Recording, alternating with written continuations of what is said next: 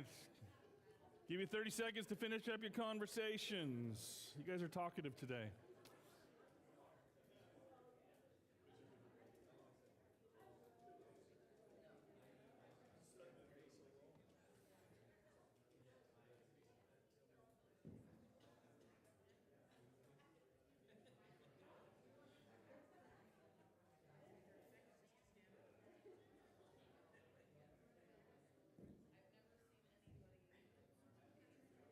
All right, find your seats. Finish up your conversations. Call them out by name. That's what I do in class. You know, I could treat you like my third graders I had on Friday.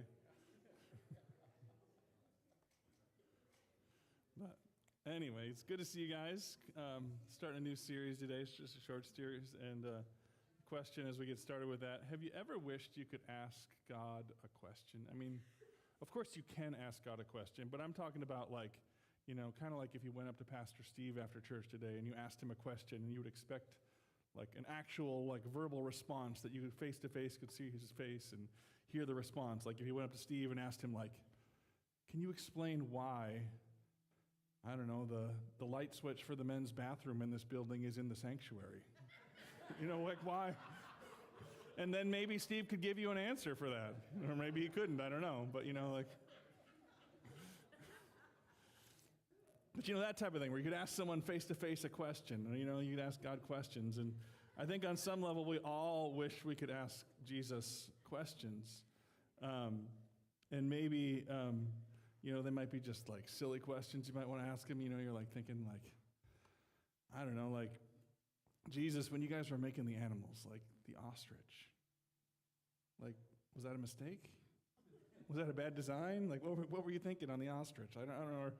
Or maybe, you know, maybe they're more theological questions, and you're maybe more deep and serious, and it's like, you know, what suffering? Like, why is there so much hardship and suffering in the world? And like, I get a little bit, you know, like sin causes bad stuff, but like, why is there so much, you know? Or maybe it's more personal. You know, it's like something to you, like, why did this specific bad, hard thing happen in my life? Why did I have to go through that, you know? And I'm sure we would all have questions in some capacity that we'd like to ask Jesus. And the best picture that any of us have of what God is like, I should say, is found in the person of Jesus that we see in the New Testament. And when we read these stories in Scripture about this is what Jesus did in the Gospels, it's our best picture of knowing what God is like. And the interesting thing is that while we may not be able to sit down face-to-face with Jesus the way you can sit down face-to-face with Pastor Steve today after church if you want to, there were people that did get to sit face-to-face with Jesus and talk to him and have conversations and ask questions. And so for the next couple of weeks, I'm just going to look at a couple interactions in the Gospels where people just ask Jesus a very direct question and just... Maybe that's a question you've had, or if not, and the topic is probably something relevant to your life. And so we're going to look at some questions today. And today I think is a very, very relevant question, a hard one, but a good one. And it's a question surrounding the issue of forgiveness. How many of you enjoy forgiving people? That's what I thought. No, yeah. Maybe there's a couple of you, but forgiveness is one of those things, like, we all know it's incredibly important, but at the same time, we really don't enjoy it often. We really don't want to address it in our own lives. We have a tendency to think, like, not want to deal with it. Like, maybe we think, I kind of forgave that person, but, you know, not 100%. You just kind of mostly forgave them. But if we dug down deep, there's a little bit of something we're holding on to, a little bitterness there. And I'll just say this, as I was thinking about it this week, you know, like, there probably isn't a topic or a practice that's going to affect the quality of your life more than learning how to forgive well. And you've probably experienced that in some capacity of seeing someone who doesn't forgive well, and the bitterness that can live and infect the heart and the soul. And Jesus knew that it's such an important topic for us. So when one of his disciples asked him a question about forgiveness, he gives him the answer that he probably wasn't expecting. So let's just kind of jump into this question and take a look at it. So it's found in Matthew chapter 18, verse 21. It says, Then Peter came to Jesus and asked, Lord, how many times shall I forgive my brother or sister who sins against me? Up to 7 times? And so Peter asks a question, And what we see in Peter's question is that Peter knows that Jesus is different than like the Jewish leaders of his day and how they do things. But he just didn't know how different, because what was common in custom in Jewish culture was you say, like, you know what, you should forgive someone up to 3 times. Like, they 1 time, 2 times, strike 3, you're out, you know? And so that was considered that God wanted them to do for each other. You should forgive, but, you know, there's a limit to that forgiveness. And so Peter comes along and thinks, you know, Jesus is different. Jesus is more extreme than the other Jewish leaders. I bet you he wants us to do way more. And so he more than doubles the forgiveness quotient, right? He's like, he goes to the extreme, like up to 7 times. Like they say 3. I bet you Jesus is like 7, right? He's expecting, yeah, and Jesus say, yeah, you got it, Peter. Like that's the answer. Yep, 7. But that isn't what Jesus says at all. Jesus says, you know, I tell you not 7 times, but 77 times. And in my mind, this is just how my imagination works. Just like Peter hears Jesus say 77, his jaw just like his just jaw drop. You know, like Jesus took Peter's attempt to radically be like, oh, wow, that's really forgiving. Be like, just blows it out of the water, just takes it to the extreme.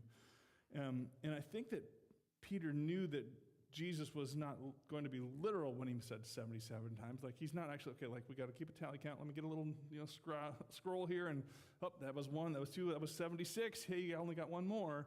Like the point wasn't like you get to 77 and now you're done. The point was like no, like it's way, way more than you could imagine. It's huge. And this isn't just like a random thing Jesus randomly pulls out of the hat either. The people who heard Jesus would have been familiar with Genesis chapter 4.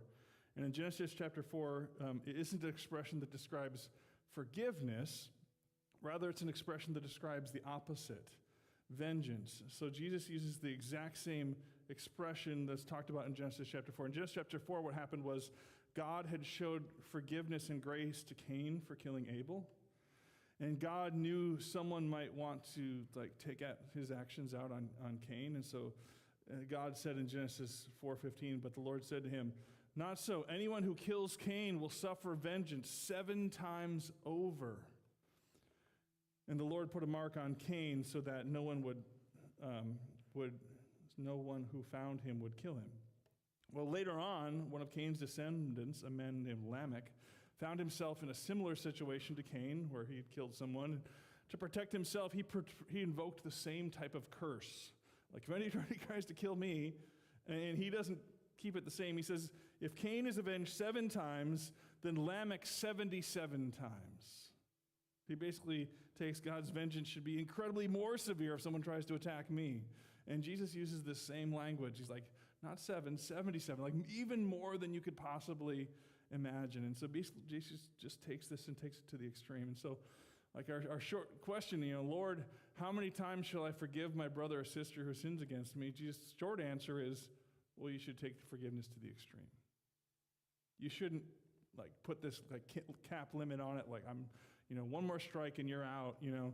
He says, like, you should take it to the extreme. But that is not, like, that was just the short answer. Jesus, of course, didn't just leave it with a short answer. He made it a long answer, right? And so he goes on and he tells a story. He says, therefore, the kingdom of heaven is like a king who wanted to settle accounts with his servants. As he began the settlement, a man who owed him 10,000 bags of gold was brought to him. Since he was not able to pay, the master ordered that he and his wife and his children, all they had, be sold to repay the debt. At this, the servant fell on his knees before him. Be patient with me, he begged, and I will pay back everything. The servant's master took pity on him, canceled the debt, and let him go. But when the servant went out, he found one of his fellow servants who owed him 100 silver coins and grabbed him and began to choke him. Pay back what you owe me, he demanded. His fellow servant fell to his knees and begged him, be patient with me and I will pay it back. But he refused. Instead, he went off and had the man thrown in prison until he could pay the debt. While the other servants saw what had happened, They were outraged and went and told their master everything that had happened. Then the master called the servant in. "You wicked servant," he said, "I canceled all that debt of yours because you begged me to. Shouldn't you have had mercy on your fellow servant just as I on you?" In anger, his master handed him over to the jailers to be tortured until he should pay back all he owed. And it says, that's the end of the story. Jesus makes like a summary statement. "This is how my heavenly Father will treat each of you unless you forgive your brother or sister from your heart." So here we have the story about forgiveness, and it seems kind of extreme. And some of the keys to understanding this story is the magnitude of the debt, the money amounts. When we read this passage and we read the word servant, I know for me what comes to mind immediately is like someone who doesn't have a lot of means, someone who is like the house cleaner, the blue-collar worker, the maid, the butler, type of person, right? And certainly at times that is what a servant could be, but I don't think that was what this person was that Jesus was describing. And the reason I think is because of the amount of the debt that he had racked up. We read this version today in the NIV, and the NIV tries to do its best to make it understandable for us. So he says, the NIV says 10,000 bags of gold is the amount that it describes, right? 10,000 bags of gold was the debt. But that doesn't really help us understand how much is a bag of gold. That sounds like a lot of money, right? But how much is that? The literal translation is 10,000 talents. That gives us a little better way to maybe try and calculate it. He had created a debt of 10,000 talents to his master. Now again, we don't measure wealth in talents anymore, so that's a little more difficult to picture, but perhaps think of it this way. An ordinary working man would have earned 1 to 2 talents in the course of a year. So 1 to 2 talents would be like a year's wages. And so 10,000 talents would be like roughly 10,000 years' wages, which is a large debt. So to put it another way, let's say, and I'm just making these numbers up, an average person makes $40,000 a year. You multiply that by 10,000 years. Anybody else teach math for middle schoolers? That's $400 billion, right? So I don't care what kind of job you have, how much money you have. Jeff Bezos, Elon Musk are still having a hard time paying back $400 billion. And so in answer to Peter's question, Jesus initially tells a story about a servant who has created a ridiculous, unpayable amount of debt.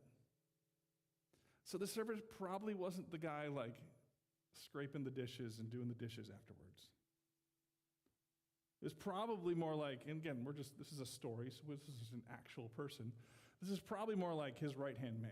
This is probably more like someone who's in charge of the treasury. In order to be able to build, to create a debt like that, you would have had to be more of in a position of authority, the king's manager of his resources. The servant was under the king's authority, but not just a lowly housekeeper. This would be maybe the governor of California compared to the president. Not exact analogy, but it's like someone who could create a lot of debt. And he must have grossly mismanaged the king's wealth in that regard. Because here's the other thing that we don't understand in our culture compared to those days is that there really was no such thing as public funds.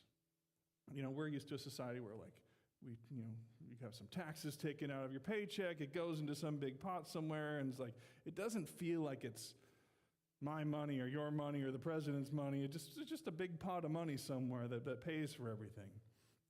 And that's not how it worked back then. In Jesus' day, in the first century, that's not how government was funded. What happened was that the king ruled, and the king amassed wealth. And he amassed lots of wealth, but he also took all the responsibility. And so if the king wanted to expand or improve something, he went to his personal treasury and I got all this wealth, and I'm going to pay for all these roads, or I'm going to build these buildings, and the king would pay for it himself. And to recover expenses, the king would then tax people in his kingdom. And so when Jesus, was asked, for example, in a different place in Mark 12, he's asked, should I pay taxes to Caesar? What's his response? He says, Give back to Caesar what is Caesar's. It's like literally Caesar was paying for the roads to be built in Rome, and give to God's what is God's. That was his response, right? He was literally saying, accurately, give to Caesar his money back to him. Because those were literally Caesar's coins. And so Jesus tells this story with a debt so large that it could literally bring the kingdom to ruin. It could literally, impact the king himself. This isn't like you and me spending a bunch of money on our credit card and be like, oh no, I got $10,000 in credit card debt. I don't know how I'm going to pay it off. This is like the Secretary of the Treasury of the United States, mismanaging billions of dollars and now we're going to, which maybe we're almost there, but that's another story. Anyway, I wasn't trying to go political there. It just came to mind. But that's the debt. So to understand this story, you have to understand the magnitude of the debt. You have to understand the magnitude of the debt. And to understand forgiveness for us personally, we have to understand the magnitude of the debt that we have had paid for us, right? For any of us, it's easy to look around and start comparing our need for forgiveness to bad people, bad people around us, right? Have you ever heard someone say something like, well, I'm not perfect, but I'm not Hitler. You make this comparison to I'm a pretty good person compared to evil dictators. And we look at something terrible, we look at something wicked, we look at people who've made really poor choices and really hard, and we start to make that comparison, but that's, let's be honest, the wrong comparison. The comparison we need to make is between ourselves and our Creator, between ourselves and Jesus' perfection. Does my goodness measure up to his perfection? And the answer for all of us is no, not even close. I am nowhere near perfect. I sin every week. And for each one of us, we have been forgiven a debt that we could never possibly dream of paying back. And the person who paid it back for us was the King, the one who had his Son put to death on our behalf, in our place.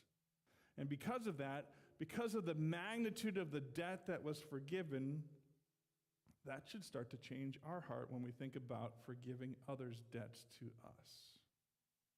And that's where the first part of the story that Jesus is talking about here is you got to understand the magnitude that you've been forgiven a huge debt. And you could never have paid it back. And I know sometimes you're well, I'm not as bad as this person. Don't make that comparison. That's not the comparison that's going to help you. The comparison is, could I have ever paid back the debt I owed God because of my sin? And the answer is no. That he selflessly forgave you. But that's not all.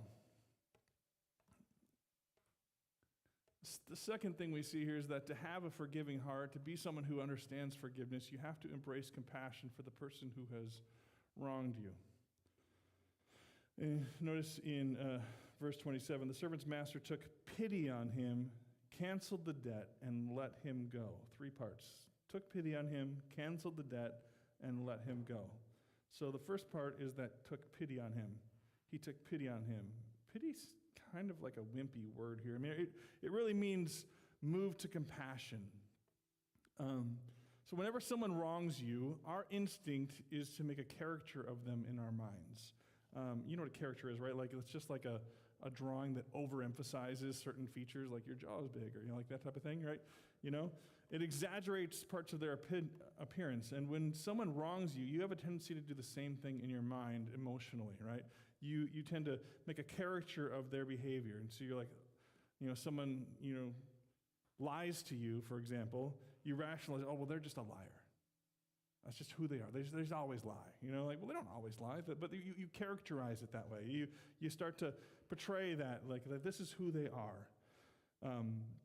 So they can never be trusted. So the first thing we see here is the master took pity on him, which implies compassion, that he had compassion for the person who had just lost billions of his dollars and possibly put his whole kingdom at risk and into financial hardship. And so in order to have your heart be truly open to really forgive someone, you have to get to a place where you start to have compassion for that person. You have to feel for their situation. How in the world do you do that? Why in the world do you do that? Because we're talking about someone who has wronged you, someone who has sinned against you. Why would you even want to have compassion for them? Because that is what Jesus would want you to do, is the short answer. Because Jesus knows that once we start to care about another person's story, it's usually hard for us to hate them.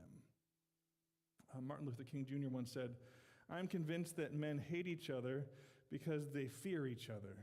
And they fear each other because they don't know each other. And they don't know each other because they don't communicate with each other. And they don't communicate with each other because they are separated from each other." And what I hear him saying is the key to being able to love someone and forgive someone is just getting to know someone, to hear their story, to understand who they are, to understand where they're coming from and maybe why they did some of the things they did. Not just judging them on the outside, but understanding who they are on the inside and where they're coming from. And in my experience in life, my experience as a teacher, I see this all the time. Like a student comes into the classroom with an attitude, and it'd be easy for me to write them off and be like, oh, they're just a problem. I could just, send them to the principal's office right now. No hope for that one, right?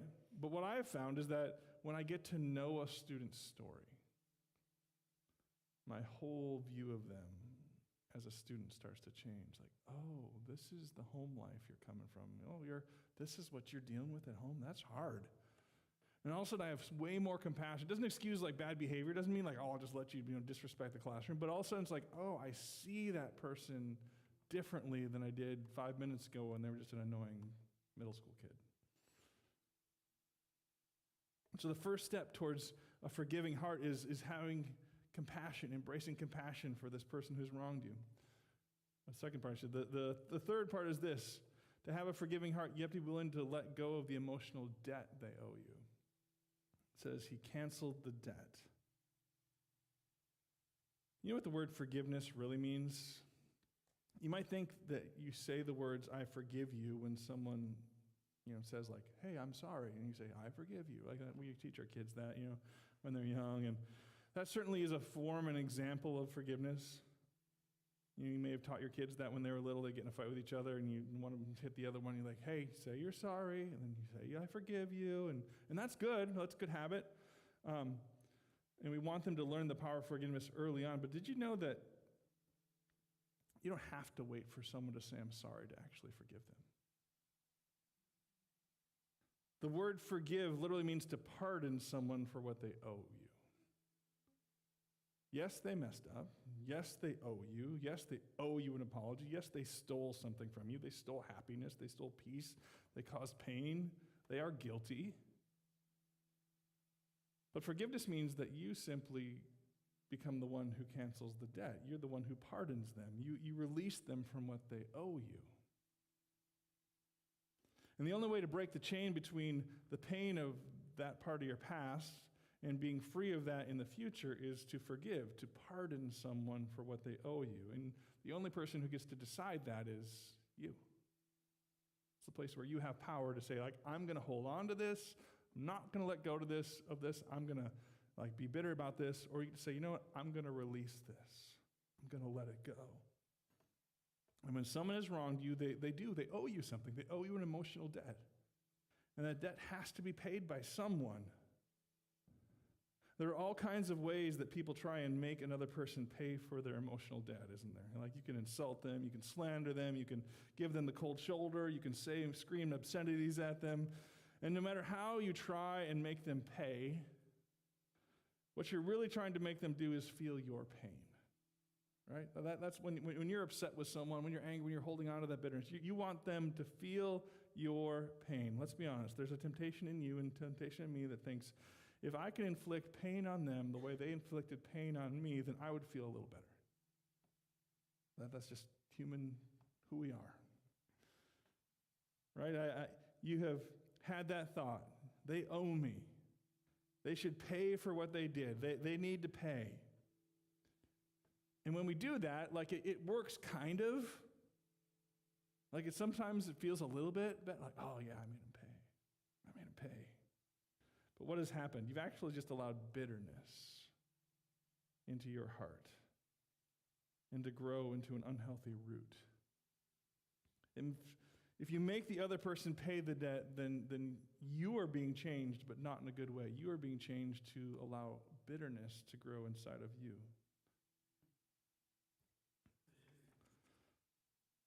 And whenever we make the other person pay the debt, we are allowing bitterness to take root.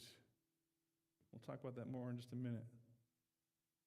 But the other option is what? That we become generous and we pay the debt for them.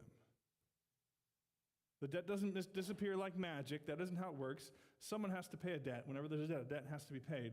And the one who pays it is just a matter of choice. And so one choice is, I pay it for them. I pay the debt. I take on the hurt, and I embrace it, and I deal with it, and I heal from it.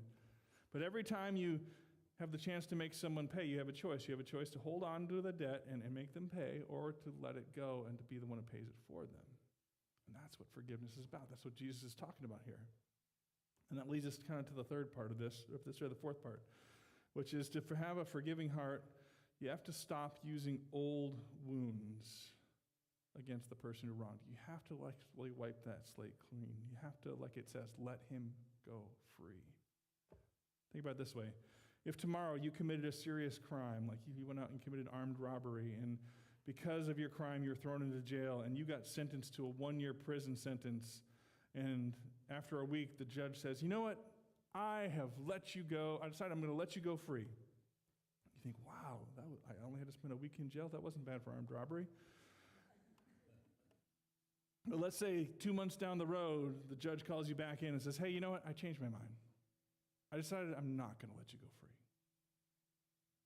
Back to jail you go. And I remember what you did, and I said, you know what, you actually still need to pay.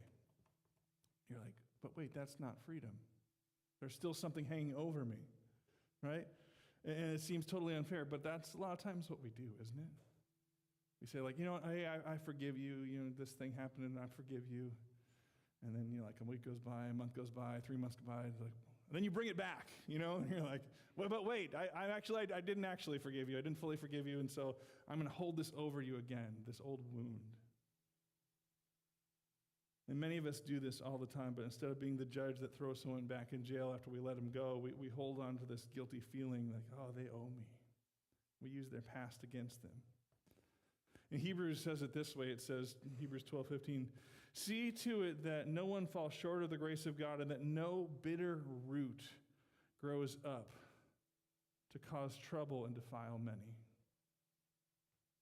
Why does Hebrews and another place in the Bible describe anger and bitterness as a root?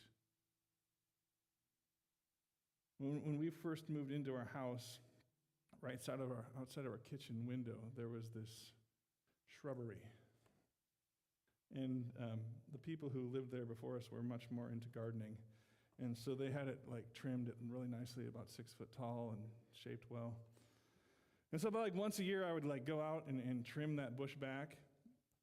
But it would just like grow like crazy. I don't even know what kind of shrubbery it's called, but it's got green and kind of red branches and leaves and stuff. And anyway, it grows fast. And so time went on, a couple years went by, I got lazy, and all of a sudden this 6 foot bush is like 15 feet tall. And I'm like, this thing is just out of control, right? You know, it's like, you know what? I'm just going to get rid of this thing, right? And I just took this chainsaw and I cut this thing right down to the stump, right? I just took all the branches off, put it all in my little trash bin, you know, my yard waste bin. And that thing was down to maybe 6 inches tall, just one stump. And I thought, you know what? That was a lot of work for today. I'm going to come back a week or two and I'm going to dig that stump out. But I didn't. And if you were to look outside my kitchen window, do you know what you would see right now? About a 10, 12-foot tall shrubbery. Yeah, because I left those roots in the ground. I didn't finish the job, and those roots grow back just as big, as strong as than ever. And bitterness is like a root. Bitterness is this subterranean thing that you're like, oh, it's gone. Like, it's not a big deal. You know, I got rid of the problem. It's like, no, if the root is still there, it's going to come back in some way you didn't expect.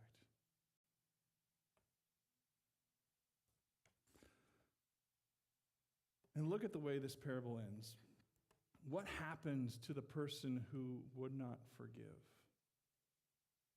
The root grew back. He would not forgive, and he was tortured. And just one more observation about this whole story, this last part of the verse.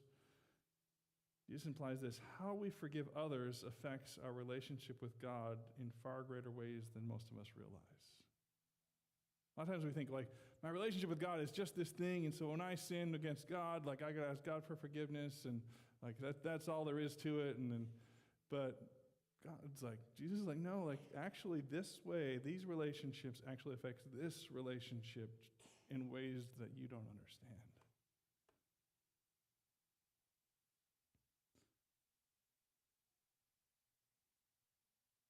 And that's why Jesus cares about it so much. That's why Jesus wants us to go to extremes. About 10 years ago, I had the opportunity to go to a conference with some of our student volunteers at the last church I worked at a church called Bayside in Roseville. It was a lot of fun.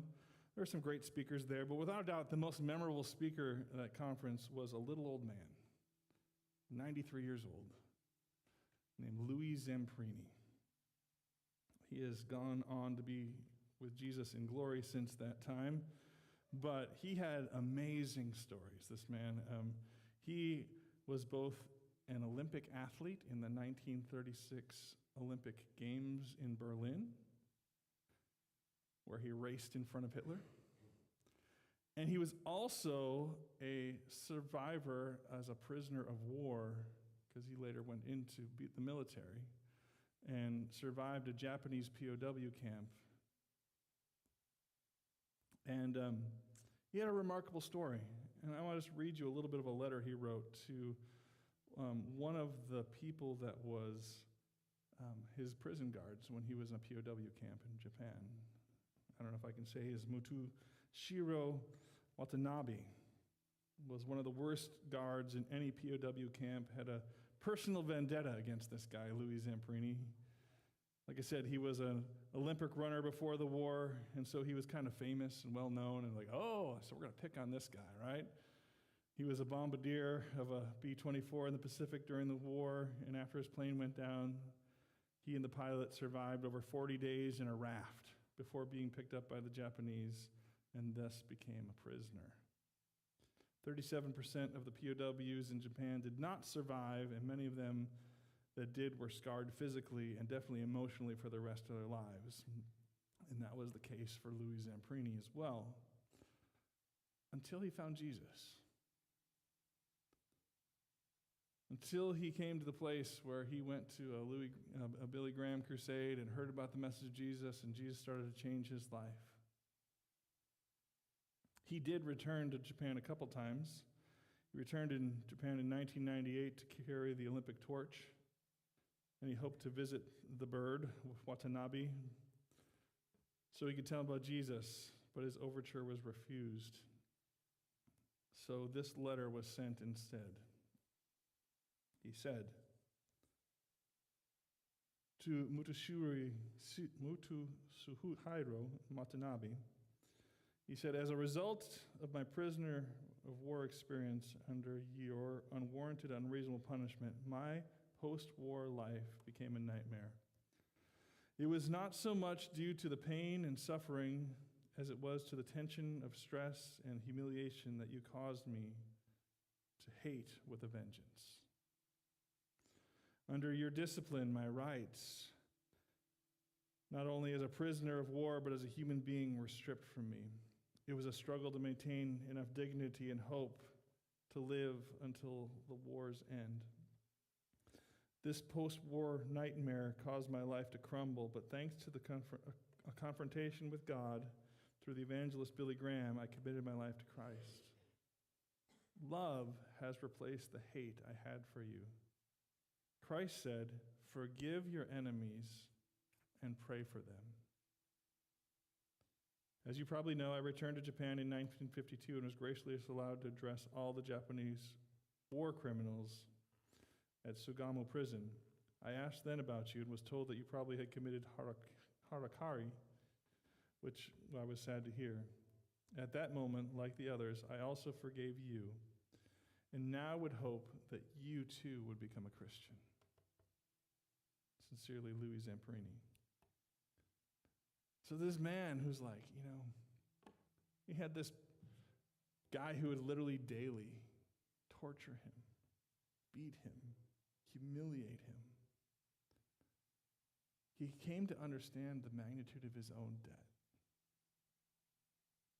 He came to a place where he allowed Jesus' forgiveness to change him. And then, over a course of years, went through this process of forgiving. And just 7 or 8 years later, 1952, goes back and tells all these prison guards, essentially, like, I forgive you. And I hope that you can experience what I've experienced, which is the forgiveness of Jesus. I want you to be a Christian too. And so when I talk about forgiveness today, I don't know who comes to mind for you. Maybe there's someone that comes to mind for you. Maybe there's business you got to do between you and God. But I just encourage you, don't let bitterness become a root. Allow Jesus to be working in you. Let me pray. Father, I just thank you for the fact that you are good, even when I'm not. And that you are forgiving and loving, and that you modeled forgiveness in such an extreme way for us. Not because you want us to take a beating, but because you want us to be free. And you want us to be examples of grace to others. So pray this week as we go through our week that you'd show us how to do that, how to love others, how to give forgiveness, and to be people who redeem this world through your love. And so we thank you for this day. In your name we pray. Amen. All right. Hey, have a great rest of your week. And we'll see you guys soon.